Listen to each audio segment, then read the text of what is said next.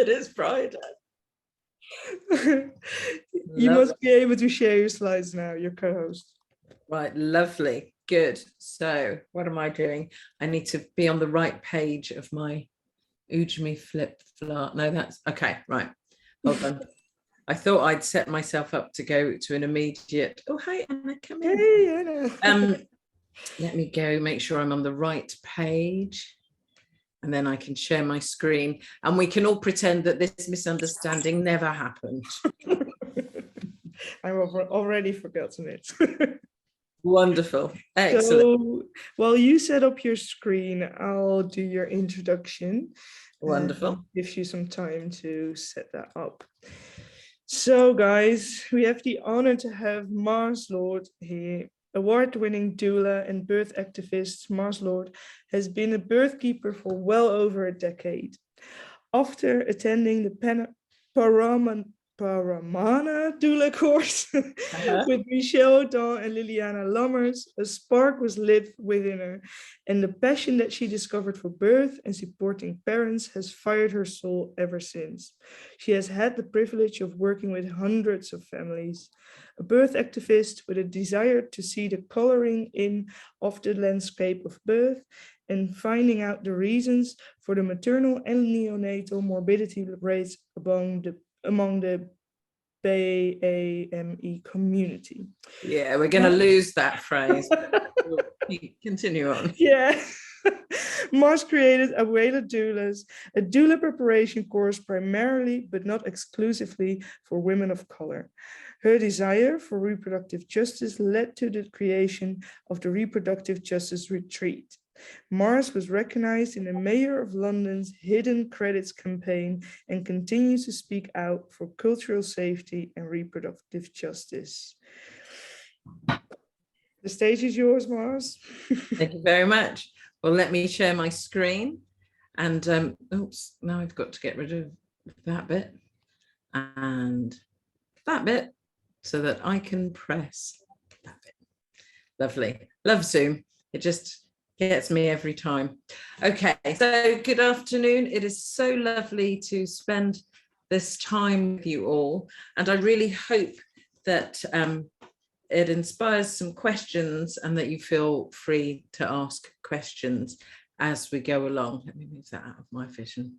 Right, so reproductive and transformative justice. Come on. So my name, as you've heard, is Mars Lord. We have a chocolate here in the UK, a Cadbury's chocolate. No, not Cadbury's, a Mars chocolate, a Mars bar. I am not that Mars. I am not sweet. I am Mars, god of war, god of thunder. I am a life coach because being a doula and a life coach are so intrinsically linked. It's about walking alongside people and sharing their journeys with them. I'm a birth activist. I'm a birth activist because as a Black-bodied woman, I began to, you know, when there's you're involved in something or there's something you like and there's something you do and you suddenly see it everywhere. When I became a doula, and I became a doula through nosiness, really. It was a mum at school had a coffee morning. I had twins. I took the twins with me, not because I like coffee mornings, but so that somebody else could hold the twins so that I could sit and actually drink coffee or tea and have some cake. And I heard about doulas and I became a doula training with Michelle Dawn and Liliana Lammers at Paramana Doulas. And the more I worked as a doula, the more I love working as a doula, the more I realized that Black and brown bodied people weren't having the same experiences through birth and the perinatal journey as their white bodied counterparts. And so I became a birth activist with a passion to color in the landscape of birth. And what I mean by that is a lot of the imagery that we see is white based. When we look at issues that are happening to people and ways to solve them, we look at it through a white lens. When we think about how symptoms present on skin, we assume the white skin as the neutral and the norm. And so we miss so much. And so because I am a Black-bodied woman who has Black-bodied children, it's important to me that their births are just as powerful and enriching and amazing as those of their white counterparts. I'm also a doula educator, as you heard, and I started Abuela doulas because I believe in the wisdom of the grandmothers and bringing them forward into modern day birth. And I love the word abuela for grandmother. In fact, I have two grandchildren now, one biological, one co-opted. And I had two favorite words for grandmother, abuela and nonna. Abuela, Spanish, nonna, Italian.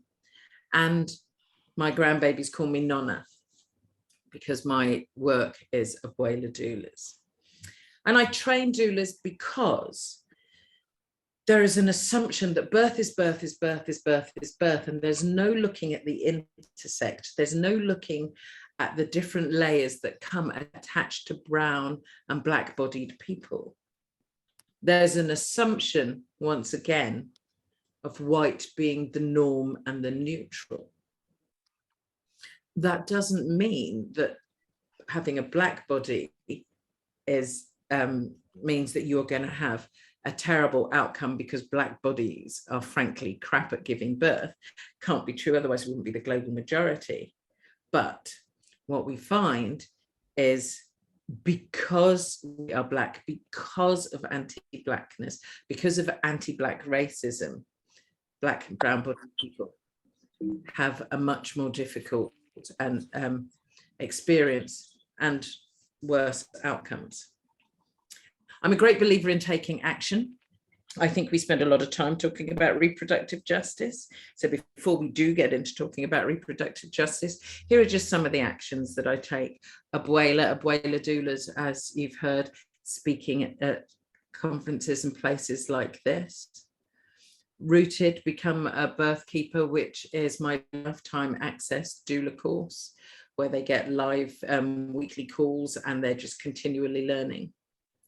Play the race card is a lovely little set of cards that I co-created with 3 others, which are there as prompts and reminders to see the person in front of you, to think about their heritage, think about the microaggressions that they would have faced before they're in front of you, to stop, to look, to listen, because we know that black and brown bodied people aren't listened to as well. And through the Dark Lens, which is an annual conference, the second of which is in November this year, where we look at black and brown excellence in the perinatal period. For me, it was important to take action and not just talk about these things. Talk, as we know, is very cheap. No woman can call herself free who does not own and control her own body. No woman can call herself free until she can choose consciously whether she will or will not be a mother, says Dorothy Roberts in Killing the Black Body, Race, Reproduction and the Meaning of Liberty. If you've not yet read it, it's a fascinating read. It's not an easy read, but it's one that I recommend to you all. So, reproductive justice. What does reproductive justice mean? A group of 12 Black women gathered in Chicago in June of 1994, recognizing that they needed to lead their own national movement to uplift the needs of the most marginalized women, families, and communities. They did this prior to the International Conference on Population and Development that was being held in Cairo, the 5th and 13th of September, 1994. So this caucus of Black women came together to discuss what it meant to be Black-bodied, brown-bodied, when it comes to population and development. And in 1997, 16 organizations, which included some of the women from that initial Black caucus, came together to form Sister Song, Women of Color Reproductive Justice. The Women of Colour Reproductive Justice Collective. And in 2003, Sister Song National had their National Women of Colour Reproductive Health and Sexual Rights Conference. And that's where we first begin to hear the popularizing of the term reproductive justice. So when you think about reproductive justice, who do you think it's for? And before you immediately say, well, it's for all women, it's for all people, who do you truly think that it's for? And why was reproductive justice started, founded, the words created?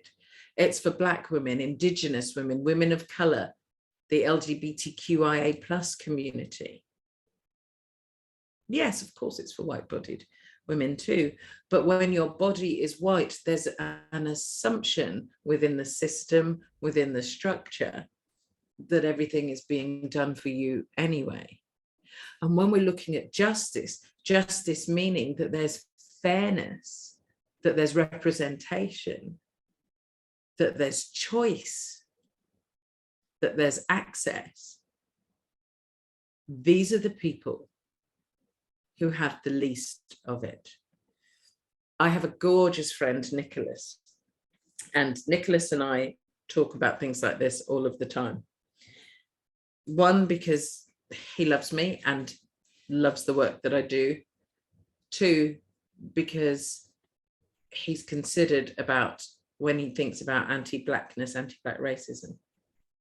And he says that if we look around the room and we decide and agree who is the most vulnerable, who is the most marginalized, we all collectively turn and raise them up.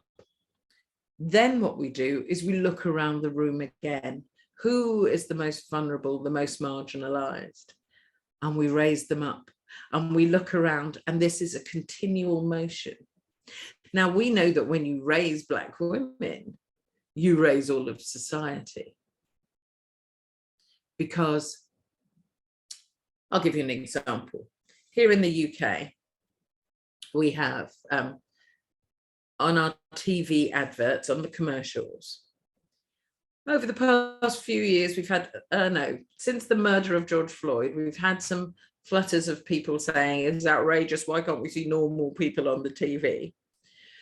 But we've begun to see more Black people in the adverts, and not just the one Black person within a huge white family, the sort of add-on and whoops, that's our diversity quota hit for today. But since we've seen an increase in Black-bodied people within our adverts, we now see an increase of the LGBTQIA+ community represented. We see disabled people represented. When you lift up the most marginalized and the most vulnerable, all of society benefits. So what does reproductive justice look like today? Looks like social media posts. There are so many social media posts. There are lots of people who do pretty activism. There are lots of people who do heartfelt activism. There are those that do hard work activism. But it's quite easy to be caught up in social media. Social media is designed to give us dopamine hits, to make us all feel great. And I mean, I'm no social media snob because I love a good reel. In fact, I love a good reel so much that I have a few friends that are a bit bored of the amount of reels that I send them. But social media posts is what we have. And for some, that is all activism, that is all reproductive justice looks like. Then we have roundtable discussions. I have been to more roundtable discussions than I care to have ever attended, and I may well go to a few more. But they are exactly as they say. They are discussions. When we think about reproductive justice right now, at this moment, we think about the overturning of Roe versus Wade, and we look at what Biden's signing in his executive orders, and we're hearing the things that people are saying. And so there's this narrowing of our focus into thinking that reproductive justice is merely about abortion. And reproductive justice looks like the grassroots organizations that you don't often hear about or see, because conversely, whilst abortion rights are all big news at the moment, all of the funding is going into the same pots as it's always done. And there's a lack of melanin in those pots. So what are we missing with our social media, with our grassroots, with our round tables?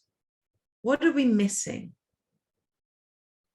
When we think about reproductive justice, when we allow ourselves to live in that narrow lane, thinking that reproductive justice is simply about abortion rights, simply about choice, then what we miss is accessibility.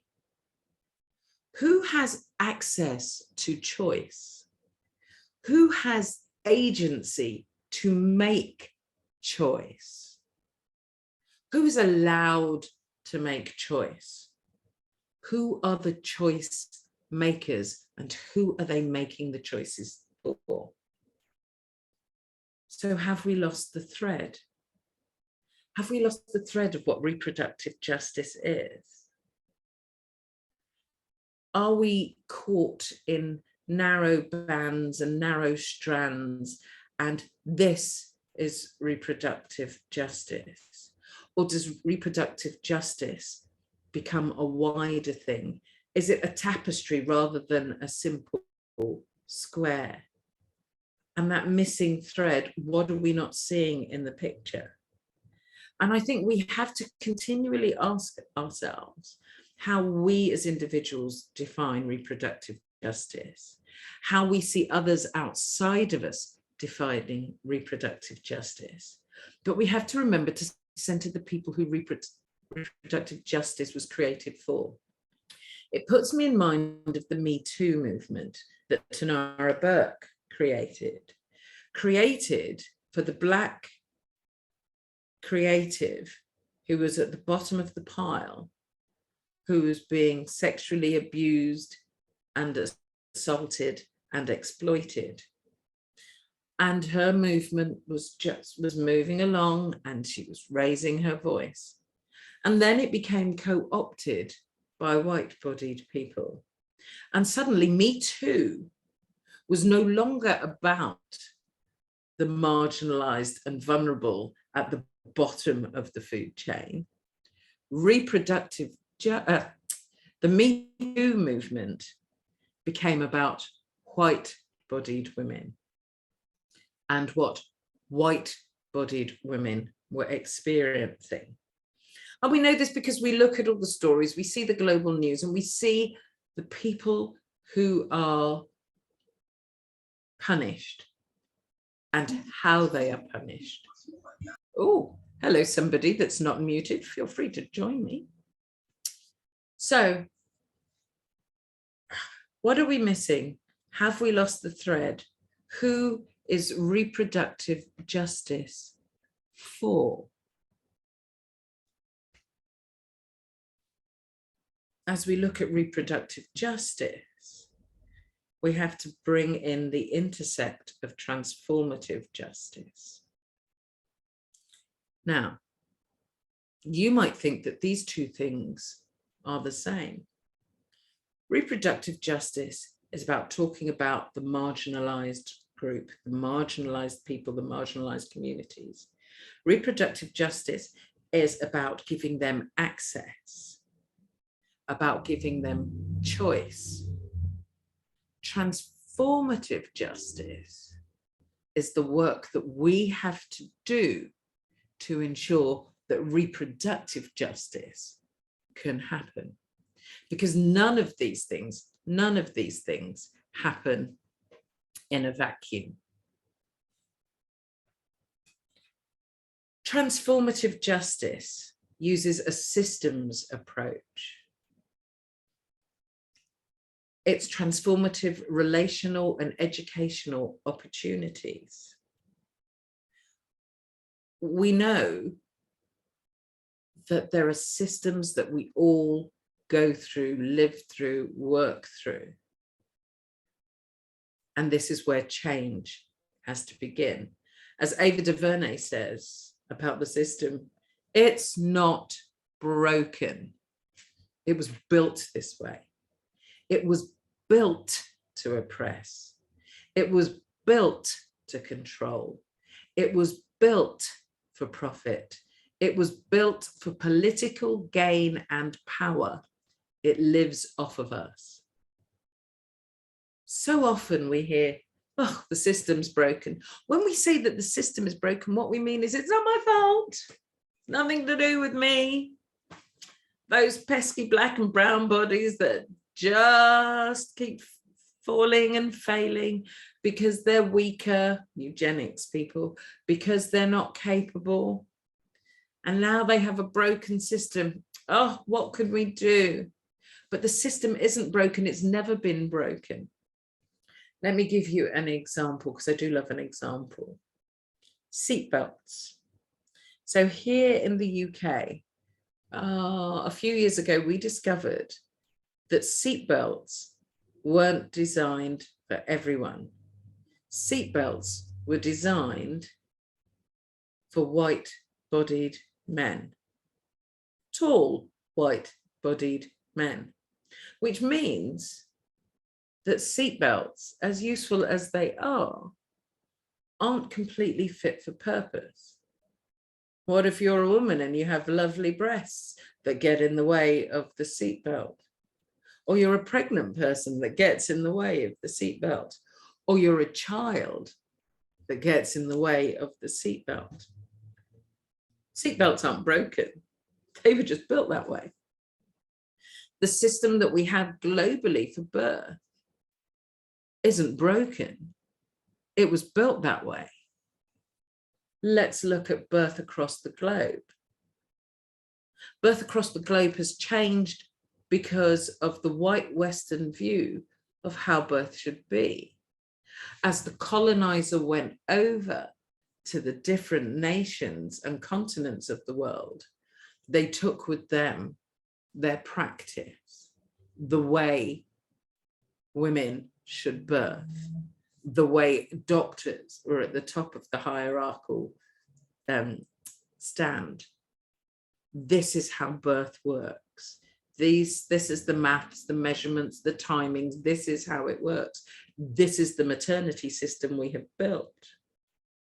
And when they came home, the colonizer continued to develop birth, and birth today, while still highly problematic and still entrenched in systems, it's a much different system that was left in developing countries and in the continents across the world. And so we look across the world and go, wow, if only they knew how to do birth the way that we did. But they were doing birth and birth was working. Birth wasn't broken, but there was a system that was built. And this system was built to oppress, because obviously women can't just give birth how they feel and how they want. We must ensure that they follow these protocols, they follow these timings, they follow these processes. We must control when they labor, when they birth, how they birth, where they birth. Oh, we make money from this. When the Western Europeans decided to create medicine, because we know that there's a lot of discovery that happens, when they looked around and saw that, oh, there's a whole area that we haven't brought into our ways of medicine, and this area of birth that affects half the population. If we take charge of that, we can make some money. And we know that profit is everywhere. So we take something, a natural resource, and we make it a commodity. And when it's a commodity, we can profit. And when we can profit, we can get political gain and we can have power. But the person who doesn't have the freedom, who doesn't have the resources, who doesn't have the power and the political gain, is the one whose body is made to give this to others. So if we're going to talk about transformative justice, then we need to think about changing the system. So let's identify what's happening. What's happening in the landscape of birth? The pandemic taught us here in the UK, certainly, and I'm reasonably convinced in every other industrialized nation, that no matter what the words, there's no belief in a person's body to give birth. The rate of inductions went up so that there could be controlling of the time, who comes in, who stays in, how long they stay in and when they go. The conveyor belt is very much in operation. Here in the UK, prior to the pandemic, you had people in and out with birth, supporting one another, birthing together as families, or certainly as with a family member or two. Accessibility and choice was removed. Accessibility to loving care and relationship. I remember being at a birth much pre-pandemic, where the mother went into theatre post-baby being born to have a manual removal of her placenta, and she'd requested a general anaesthetic.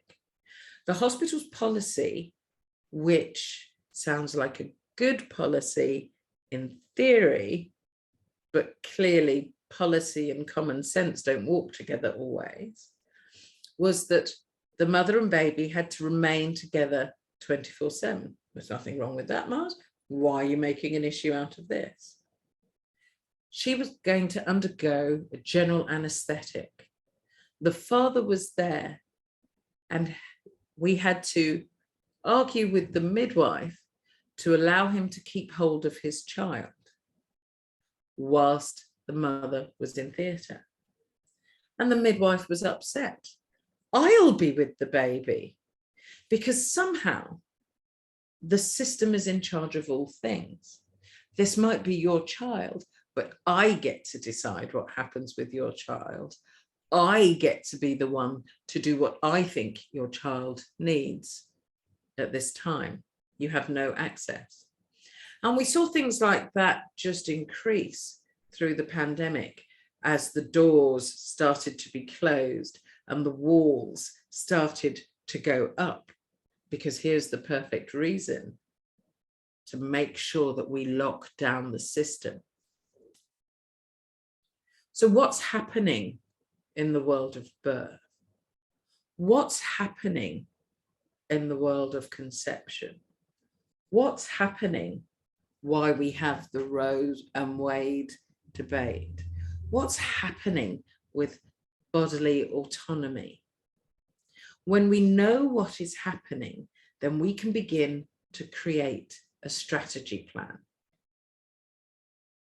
When we know what access and choice is out there, we know what we need to plan for, how to ensure that that accessibility and that choice is open to all bodied people, black bodied, brown bodied people, white bodied people, cis het, Q+.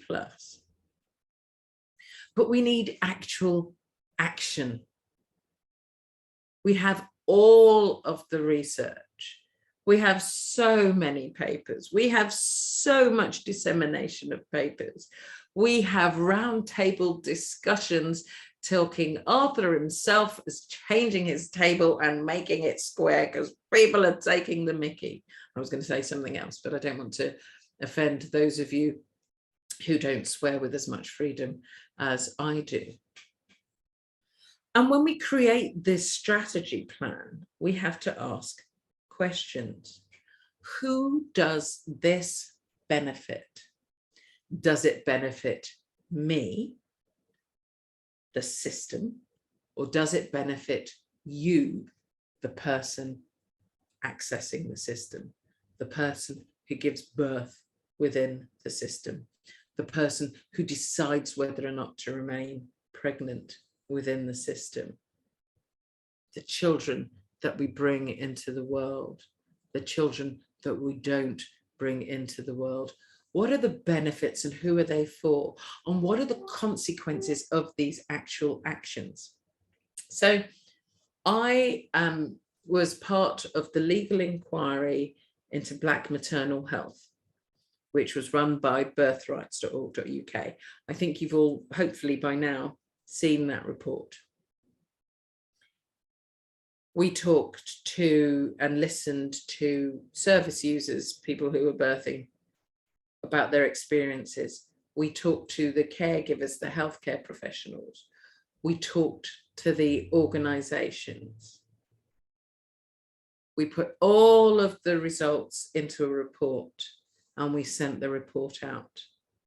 And as we sent the report out, we were conscious that there needed to be actual plans of action. So within that same report, we've given our suggestions. But what use is a report if no one holds it to account? And who are we holding to account with these reports? So ours was a legal inquiry. How do our recommendations form and inform law and policy? And if our recommendations inform law and policy, who benefits from that? What are the consequences of that? And some of the consequences people aren't going to like, because they're going to lose power, they're going to lose profit, they're going to lose control, because suddenly someone is centered above and beyond the system. And what about information? Where are we getting this information from? Where are we taking this information? And how are we making that information accessible to all? Where is our transparency? So I can sit here this evening and I can witter on about my thoughts about reproductive and transformative justice, and I can consider that job done. Except it isn't. Because in full transparency, the reason I do these talks is because I want to send out a challenge that you take action, a challenge that you become transparent to yourself with your lack. I was coaching a client just prior to this, and we were talking about her dreams. What's your dream for reproductive and transformative justice? That's not what we were coaching on. That's a question that I've just decided to give to you. And she said, and I swear my whole body went, oh, yes. She said that she wanted to dream as much as she wanted, as big as she wanted, but dreams felt quite airy, and so she wanted to solidify it, firm it down in ambition, and then came the revelation. Ambition is merely the steps to the dream. So how are you going to make the steps to the dream of reproductive and transformative justice, accessible to all? What is the strategy plan that causes those steps? And then we need collaboration. It's not enough to like the pretty Instagram and Facebook and TikTok and whatever else social media things there are. This is when I show my age. I mean, my kids don't use Facebook. I think my kids are almost off of TikTok, which means something else is coming. But there's more to collaboration than liking some posts. There's more to collaboration than sharing some posts, because there are people out there who are doing the actual work. Who are they? Have you identified them? Have you called on them? Or do you just get caught up with a pretty picture on your screen? Because we know we love our dopamine hits. And as well as connecting with the grassroots organizations, what about the national bodies? How do we collaborate together so that the grassroots organizations are getting the resources that they need from the national bodies? What are the policies? Who is writing these policies? I'm sure that at least one of you, like me, has thrown your hands up in horror when we've seen the diversity committee and everybody on the diversity panel is cis white het. Or the women's committees that are entirely populated by men. Who writes the policies? Who are they writing the policies for? Where are they sending and placing these policies? And are they writing them with the people that are affected? Are they written by the people that are affected? Remember, let's pop back a bit earlier on in my talk and presentation, where 12 Black women came together as a caucus to ensure that their voices were heard, to ensure that the marginalized and the vulnerable were lifted up. And the resources. If we're going to change a system and we're going to rewrite policies, we're going to need resources. And where are those resources? We see with the abortion issue, we see that the money is yet again going into the pockets and the funds of white-bodied feminists, not to the grassroots spaces where the marginalized and the vulnerable are, where people are working on the ground with those people. Who's gathering the resources? Who's keeping the resources? We know that during the pandemic, I think it was 3 billion was spent on research. Do you know how much went to a Black or brown-bodied researcher? I'm going to give you a clue. It's less than $1, and it's not as much as zero. So the resources are going into these big white pots.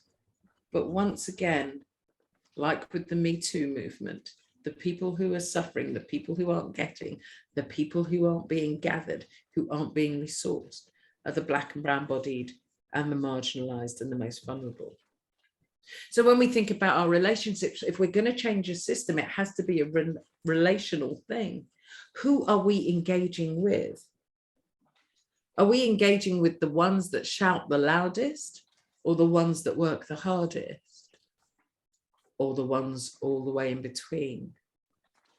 How are we creating and causing collaborative action? How are we gathering together to change the system? If the system's not broken and the system is doing what it was designed to do, how easy is it going to be to change it? So relationships need to be built with the people who built and created the system. But those are the people who hold the power. That's the power structure. So what change do we need to have? Do we need to see within the power structures? It's time for you to interrupt your thinking. The things that we've been doing haven't been working. So what do we need to change? What do we need to do to move forward, to cause transformative justice? And transformative justice has to start with you interrupting your thinking. So before I fully say thank you to you, I want to know, what is it that you want to do? What is it that you are planning to do? What is your dream? And if you remember my clients, ambition is simply the process to get to the dream.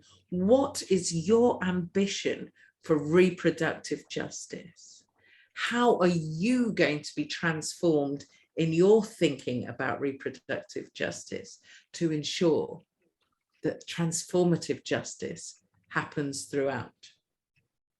So I see a couple of hands up for questions, and I'm going to take questions, and I'm reasonably convinced that someone is going to feed me the questions.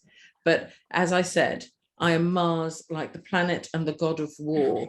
There's nothing sweet about me. I am that angry Black woman that you fear. And you are right to fear me, because, as Jenny Joseph says, I'm not this playing the is camera. no longer a scandal. A crisis, sorry. This is a scandal. A crisis is something we go in and we deal with it. But this is a scandal because reproductive justice is at the bottom of so many agendas, and so many people are dying because of it. So I'm going to go to you first, Anna, because your hand is up. And then I really hope that SMC lets me know their name, and I'll speak to you afterwards. But it would be helpful to me if you had your camera on when I speak to you, because I hate speaking to names on the screen. So Anna, you have your hand raised. Are you there?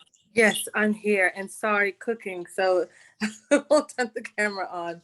Oh, nice. People can't cope with a bit of cooking. But anyway. Thank you so much for your talk. I think it's really been the thread through a lot of the talks that I've listened into this week. And I just wanted to, I don't have a comment, and then a question that I too am kind of tired of roundtables and toolkits and reports.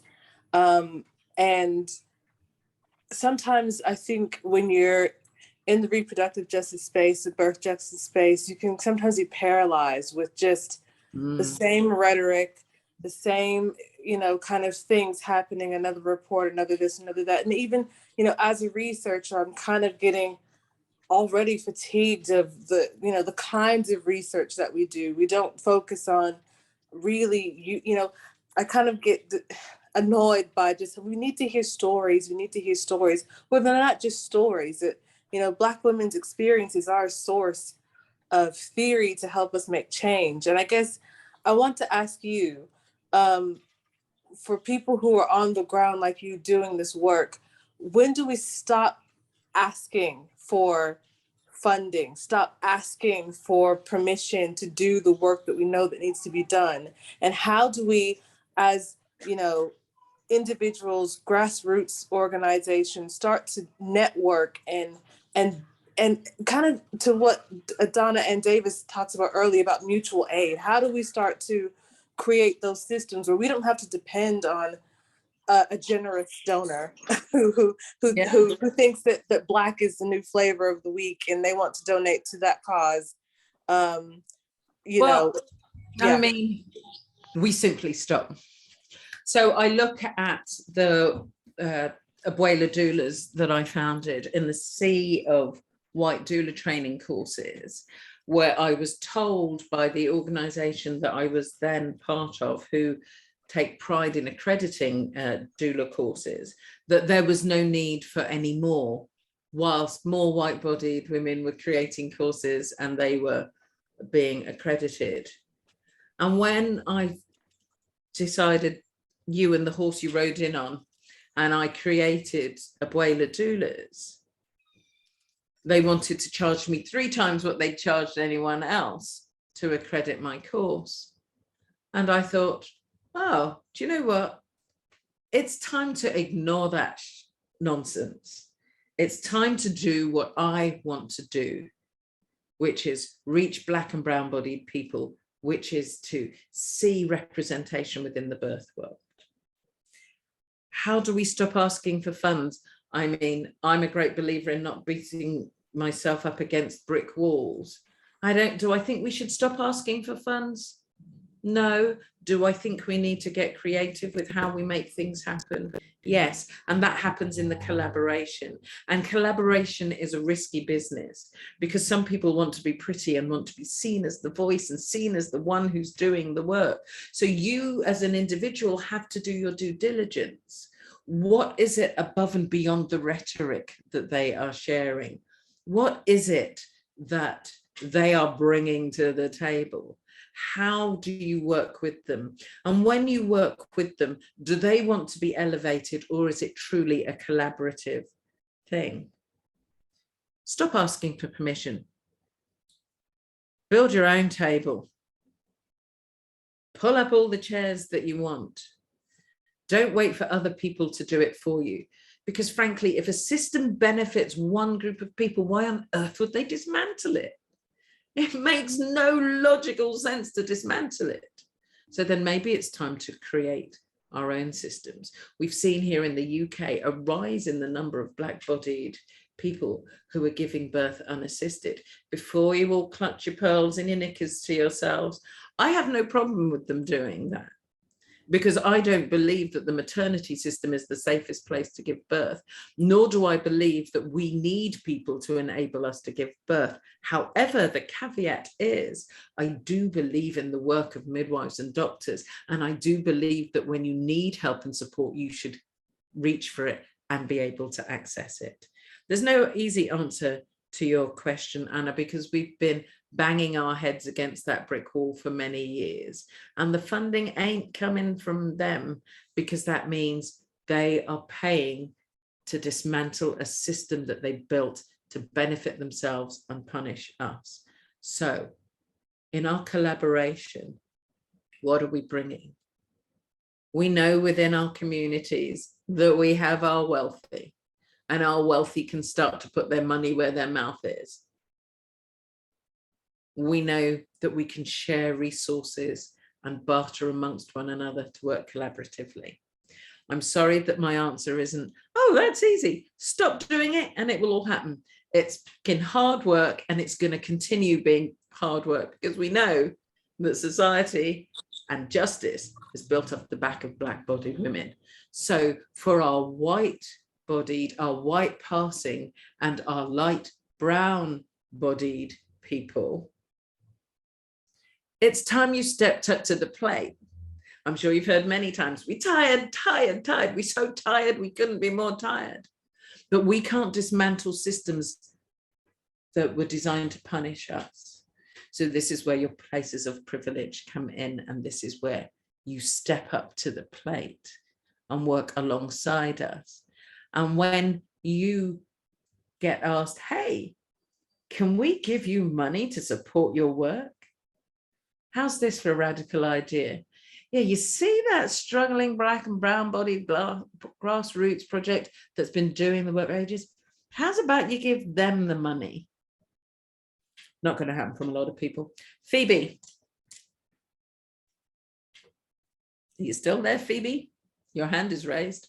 I am, sorry. We're in a hot tub. Do you want the camera on, Mars? No, because jealousy is a bad look on me.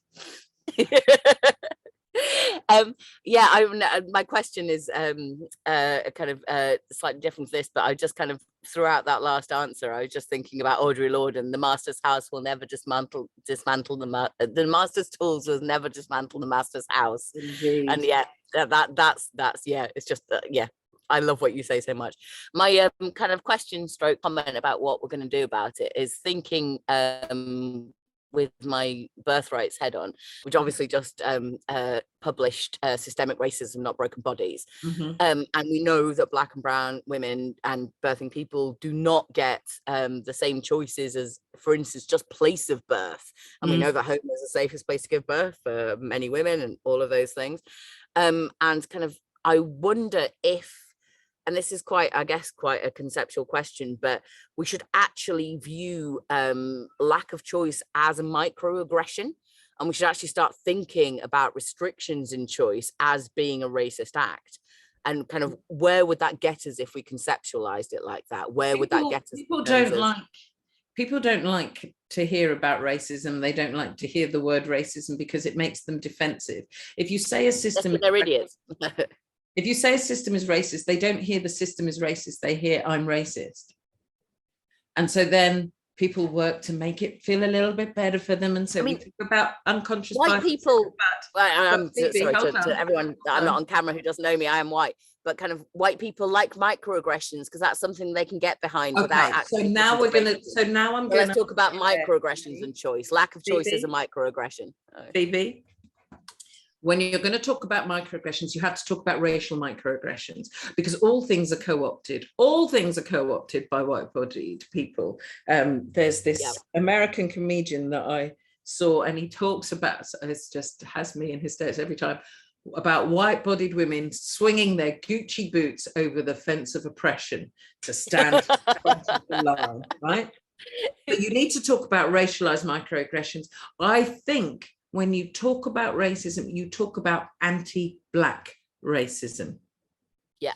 Say it as it is, anti-Black racism, because I personally, and I'm not a monolith, Black women are not a monolith, but I personally have no problem with talking about racism. But I do know that people don't receive what you're saying because they go immediately into defensiveness. When you lead with anti-Black racism, they go, what?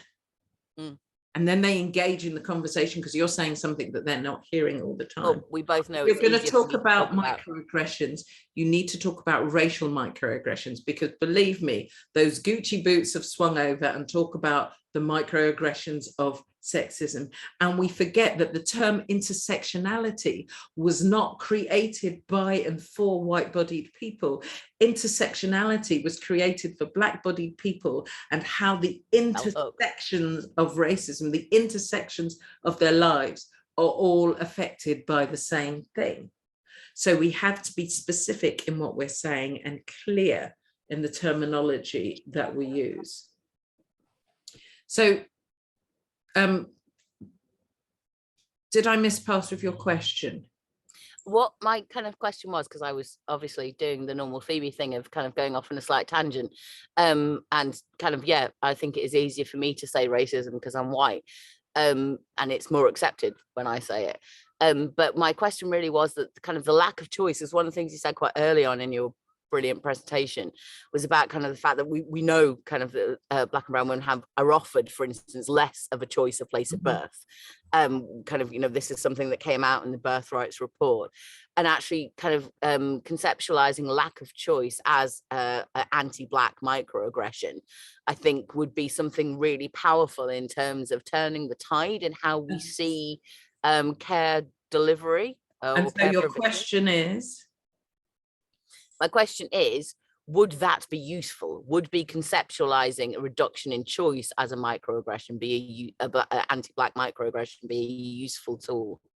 You see, until we recognize that reproductive justice is about lack of choice and accessibility and not just about abortion or not just about who is shouting the loudest, then we won't recognize that lack of choice, lack of accessibility is exactly what reproductive justice is about.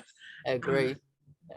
There are many that would swing their Gucci boots over to place themselves in the front of the line, but we know that reproductive justice in its foundation is about access and choice for all. And there are people in different marginalized groups who will still operate with anti-Black racism.